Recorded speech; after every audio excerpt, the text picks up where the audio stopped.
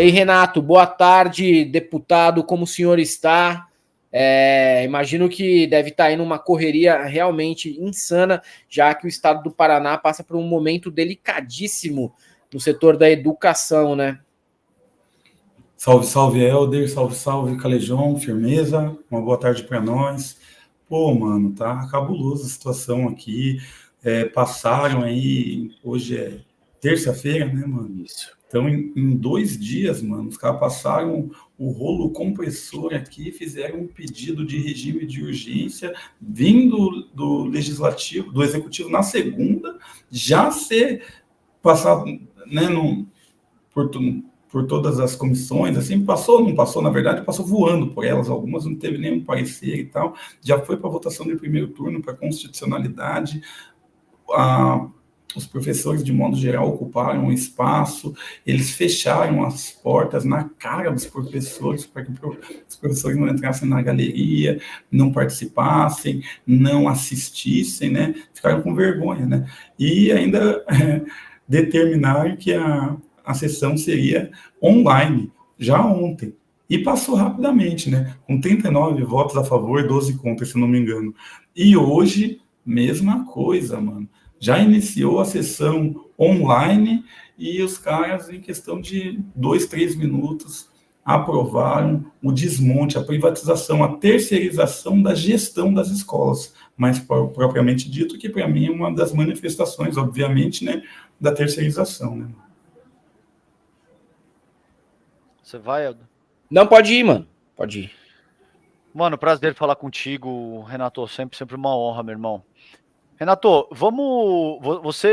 duas coisas, cara. Queria que você ajudasse a galera a entender exatamente do que se trata, né? Essa terceirização, porque parece que esse é um jeito de fazer um malabarismo no sentido de privatizar, basicamente, o ensino público do Paraná. E você me falou há pouco, a gente estava trocando ideia aqui no Zap, você me falou há pouco que já existe um movimento aí dos bolsonaristas, da direita, de tentar jogar isso aí no seu colo, né, velho? De tentar dizer, olha, isso aí o Renato Freitas é a liderança que organizou isso, então os caras quebraram a Alep e eles muito provavelmente já devem querer ir para cima do teu mandato de novo, né, cara?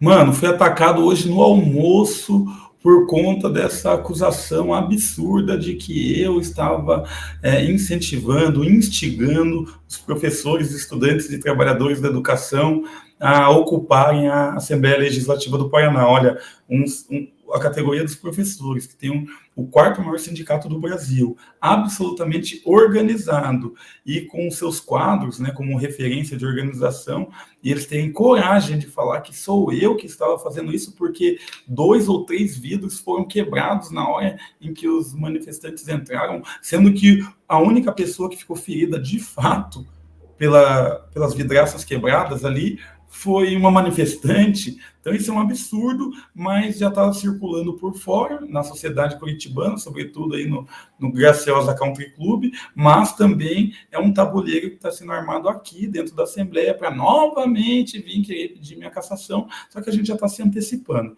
Em relação ao segundo ponto, é o fundamental, né? O que de fato é esse projeto? O que ele representa para a educação pública? E mais, está privatizando ou não está privatizando?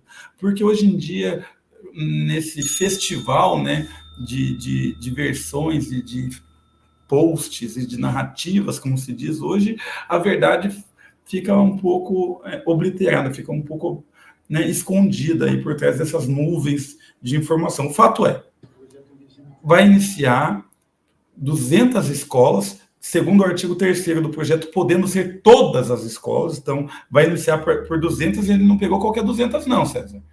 Pegou 200 que tem muitos alunos. Por quê? Porque só essas 200 reúnem 175 mil matrículas.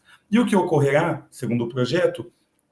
Empresas privadas ganharão a gestão da escola.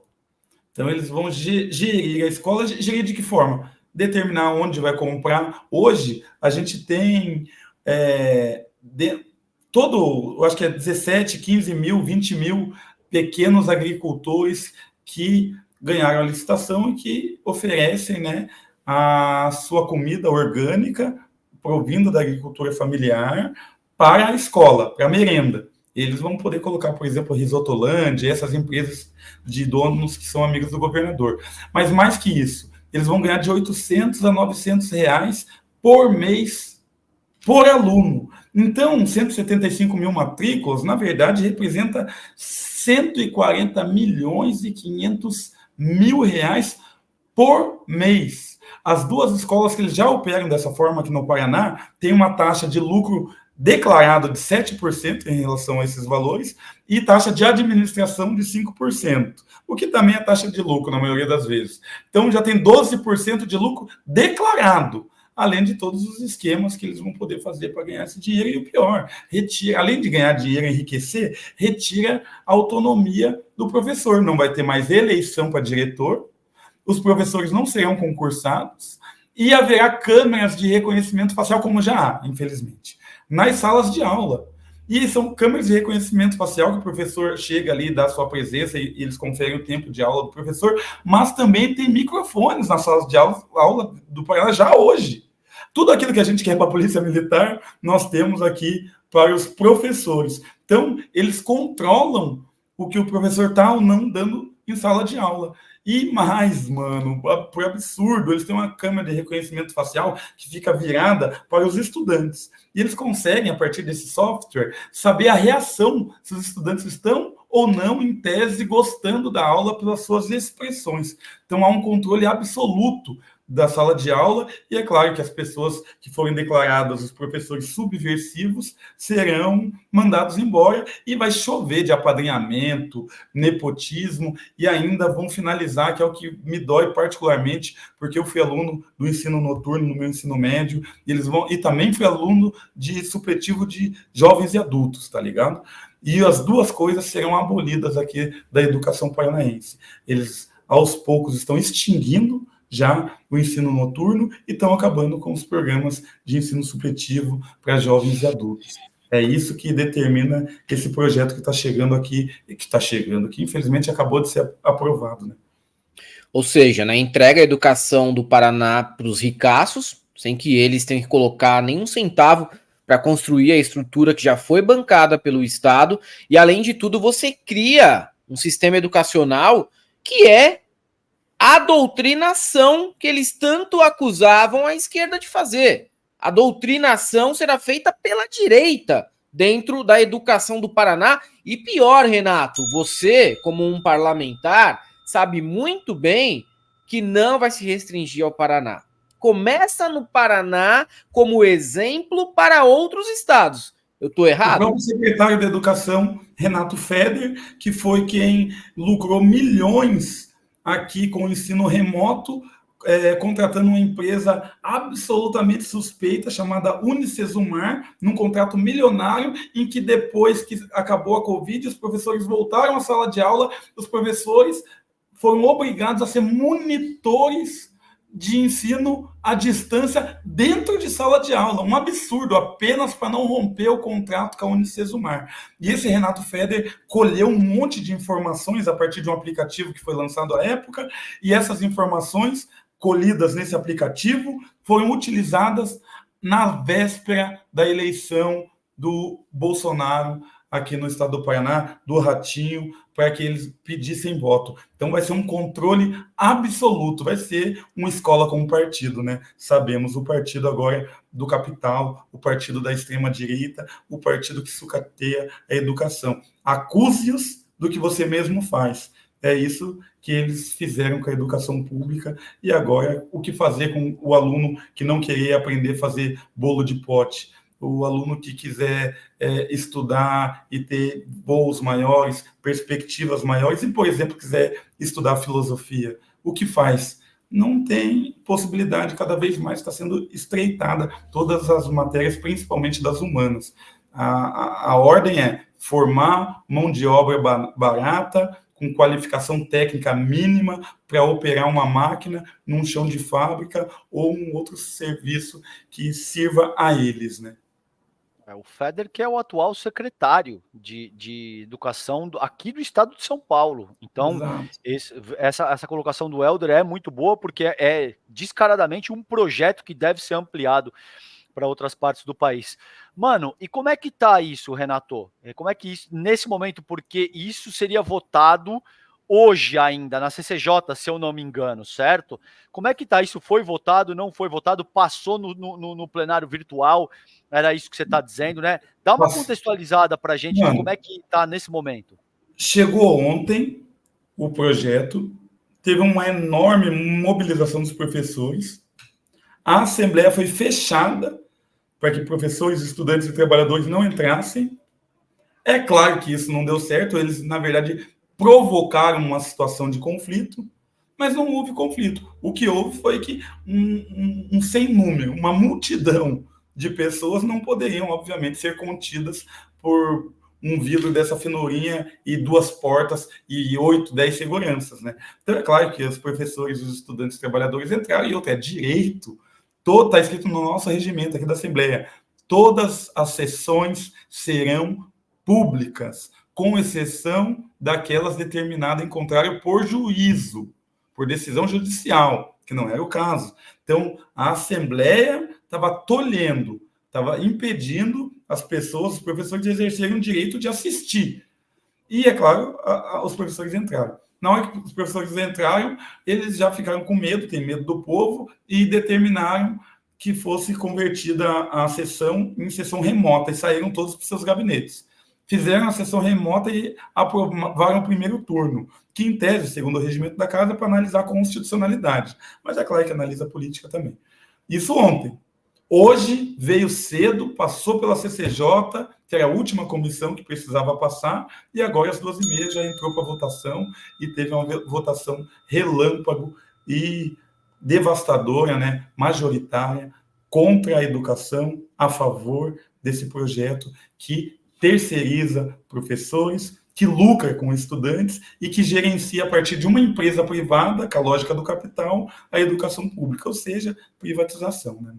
Então, já foi aprovado. Nesse exato momento, está aprovado, é claro. Agora a gente vai tentar questionar judicialmente e tal, mas daí é uma outra caminhada. Pode haver o questionamento da inconstitucionalidade. Pode. O argumento deles aqui é o seguinte: como eles não estão vendendo a escola, olha o nível, né? Como eles não estão pegando a escola e vendendo ela para se tornar uma escola particular, né? Não estão cobrando do estudante para estudar nessa escola, então não é privatização, é uma parceria. Mas isso fica para o âmbito judicial, então, e agora seria o quê? A Corte Constitucional, o STF? Agora é o STF. Só o agora STF. É o STF. Uhum. E aí a gente vê por que, em última análise, muitas vezes a Corte Constitucional fica sobrecarregada. Você teve, ao longo dos últimos 5 anos, um presidente da República que dizia que vacina dava AIDS, que basicamente máscara não servia para nada, o povo ia morrer de pandemia. A gente tem esse tipo de medida que, a meu ver, é absolutamente inconstitucional. Você querer monitorar o conteúdo programático que os professores estão organizando em sala através de microfone, através desse tipo de coisa que você colocou aí. O chat aqui da Galã estava dizendo, isso aí é muito 1984. Não, isso já ocorre hoje, antes desse projeto. Os professores das maiores escolas aqui do Paraná já contam com câmera de reconhecimento facial que identifica a sua presença em sala de aula todo o tempo, que identifica a reação dos estudantes em sua aula e que grava o áudio do que está sendo dito em sala de aula. Que loucura. Você imagina como como não vai ser na iniciativa privada agora, né, Helder? Exatamente. É o que o Renato falou, é a escola com partido, mas é o partido do Ratinho Júnior, é o partido de a gente sabe muito bem quem. Sabe o que os professores estão falando? Os professores estão falando o seguinte, que durante esse período da utilização dessas tecnologias de controle na sala de aula, eles estabeleceram listas. E como a maioria dos professores são concursados, eles não poderiam simplesmente fazer uma caça às bruxas macartista, porque isso daí viraria uma notícia, né, do Fantástico e tal. Então, agora o que eles estão fazendo é colocar uma gestão privada, porque uma empresa mandando embora de uma vez 50 pessoas, 30 pessoas, sempre não é nenhuma novidade no nosso país. E a empresa não precisa justificar nem para a mídia, nem para ninguém o porquê está fazendo aquilo, já que os critérios e as metas, né, pelo que o professor deve cumprir, né, são determinados a partir desse momento pelas empresas. Então, foi um modo de se livrar aí do que eles chamam da ala subversiva dentre os professores, que é basicamente 90% para eles. E outra, né? Essa questão da subversividade, ela é uma questão subjetiva. O que é subversivo, né? O que pode ser considerado subversivo? Tudo depende de quem está julgando, né? Isso é subversivo por quê? Porque você tem uma visão mais reacionária, mais conservadora, mais liberal. Tudo isso é subjetivo demais, na verdade. E outra, você vai criar um problema paralelo, que é voltar os pais contra os professores. O que vai ter de pai tentando ir na diretoria, reclamar, criar problema, até judicializar, tá? Criar uma judicialização contra os professores não vai ser brincadeira, não. Se tiver acesso a esse material dentro de casa, né, dos grupos de pais e tudo mais, você vai ter um outro problema sendo criado, um problema paralelo, que vai fazer com que a escola seja algo insustentável, intolerável. A gente viu aqui outro dia uma mãe, né, que reclamou do Alexandre de Moraes numa prova. Uma mãe que reclamou do Alexandre de Moraes numa prova, uma pergunta que não tinha nada a ver com história de bolsonarismo, mas ela foi reclamar na diretoria da escola. Imagina tendo acesso a imagens como essa, como que vai ser o cotidiano do professor, tá? Do aluno e dos pais dentro das escolas. Porque tem pai que é razoável, tem pai que é bem intencionado, mas, infelizmente, hoje a gente vê que uma parte relevante não é. Ô, Renato, e como é que tá o negócio de greve, cara? Porque eu ouvi falar que os sindicatos estavam organizados, mas existiam números díspares acerca da adesão da greve, né? Uma galera dizendo que a adesão era grande. Eu vi informativo agora há pouco de que a greve continua. O comando de greve está aqui, em frente à Assembleia Legislativa. E eu vi isso, claro, de forma virtual, né? Mas hoje, provavelmente, e disseram há pouco, depois de saberem, provavelmente, que o projeto já tinha sido aprovado. Mantiveram a greve, mas acredito que no final da noite, né, tendo em vista o número de pessoas que estão aqui e das mais diversas localidades, né, é bom lembrar que o estado do Paraná não é um estado né, pequeno, é um estado gigantesco, tem uma proporção de país até, né? Então, as pessoas demoram 6, 8 horas, 9 horas para chegar até a capital, aqui Curitiba, e as pessoas têm as suas vidas particulares, então estão se sacrificando demais, estão acampados ali, sabe? Então, aqui na Assembleia, a Polícia Militar impediu de utilizar o banheiro. A Polícia Militar reprimiu duramente os manifestantes aqui e o Ratinho Júnior está fazendo uma propaganda negativa dos professores, se utilizando novamente desses aplicativos todos. Para você ter ideia, sabe o nível de como eles instrumentalizam o Estado? Só para você ter uma ideia. Durante a Covid, o governo do estado do Paraná criou um único auxílio, uma única política para as pessoas que estavam abaixo da linha da miséria ou as pessoas que estavam, na verdade, cadastradas no CAD único, né? Era um auxílio de R$50. Olha o nível, R$50. Como se não bastasse ser um valor irrisório, porque vai uma tiazinha aposentada, uma dona Maria, uma pessoa que tem uma dificuldade de locomoção, já tem que ir com parente. Vai com parente, a passagem daqui é 6 conto. Então a pessoa já gastou metade do dinheiro para ir buscar o dinheiro, já é um contrassenso. Mas sabe aonde que as pessoas tinham que buscar esses dinheiros? Nas igrejas evangélicas, cujos pastores tinham algum laço de proximidade com o governador Ratinho Júnior. Igrejas evangélicas dando benefício público, e isso não foi questionado legalmente. Então, eles aqui, e esses aplicativos do Renato Feder, então eles conseguem estabelecer relações instrumentalizando o Estado e depois fazer um bombardeio de propaganda positiva a favor deles e negativa né, em relação a qualquer adversário político. Então há uma demonização, uma criminalização muito forte e muito visceral, porque aqui o bolsonarismo impera ainda, né? Então essa coisa dessa ignorância visceral, odiosa, violenta, que se manifesta de forma irracional e que pode atingir qualquer pessoa, né? Isso é um problema grave aqui, né? Uma criminalização da oposição também, né, Renato? Porque querem, por exemplo, que você desapareça simplesmente. Não é a primeira, não é a segunda, já deve ter sido a quarta vez que tentam de qualquer maneira te varrer para baixo do tapete da política paranaense, porque isso é uma pedra no sapato dos caras. Isso é uma pedra real no sapato dos caras, tanto que se não fosse, eles não tentavam a todo momento te apagar simbolicamente da política do Paraná, né? Sim, hoje, na hora do almoço, não me vê esse louco aí, que você é uma vergonha, agora deu para invadir a Assembleia. Falei, cara, como assim invadir a Assembleia, mano? Que papo de louco. Eu sou deputado, eu entro lá a hora que eu quero. Não, mas ontem você não falei, não, mano, eu estava votando. Não, mas você incitou para que entrasse. Falei, ô, cara, você tem uma prova, você tem uma foto, você tem um áudio, você tem o que comprova que você está falando? Não é uma mega acusação. Mas você invadiu a igreja, daí já veio aquele papo. Falei, ô, cara, você já viu o processo? Você viu que o relator daquele processo falou que comprovadamente eu não havia invadido, não havia desrespeitado, e a minha sentença foi por ato político dentro da igreja, que é totalmente diferente disso que você está falando. Então, é uma loucura generalizada que coloca a nossa segurança em risco, porque alguns deles se encorajam. Esse cidadão aí, pô, ele veio tremendo, parecia que o cara estava passando mal, sabe? O cara poderia morrer na nossa mesa, eu comendo, né, no almoço. O cara poderia, de tanto que ele estava estressado, ele poderia ter um infarto, cair com a cara no meu prato. Imagina, ia estragar meu almoço e ainda... Caramba, mano, tá assim... Tá nesse nível aí, o Renato falou, né? Às vezes as pessoas não têm noção, mas, por exemplo, o Paraná é o quinto estado mais populoso do país, tá? Com 11 milhões e 500 mil pessoas, teve um acréscimo de 10% na sua população entre o censo de 2010 e 2022, e tem uma população comparável à da Tunísia, também tem ali na casa de 11 milhões e 500 mil. É o quinto estado mais populoso, ficando aí atrás apenas de São Paulo, Minas Gerais, Rio de Janeiro e Bahia. Então, sim, né? Está falando aí de um estado muito importante dentro da federação.